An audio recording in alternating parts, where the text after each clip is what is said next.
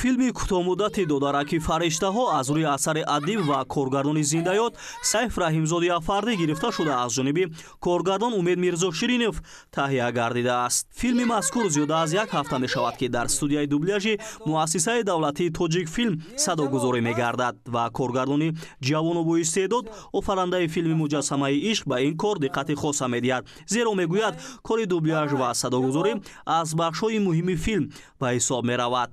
Коргардони филм муҳтавои асарро фарогири дунёи кӯдакон ва мушкилоти равонии инсонҳо маънӣ дод намуда изҳори умед намуд ки филм ба ҳаводорони синамо писанд меояд. ҳоло дар раванди дубляж ва садогузорӣ тақрибан кӯдаки 7 ё 8 соларо ҷалб кардааст.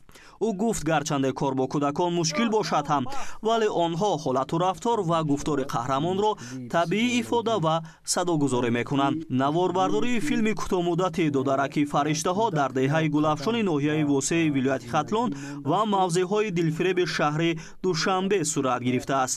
Филм дар минтақаҳои зикршуда дар фасли баҳор, моҳҳои март ва апрел сабт шудааст.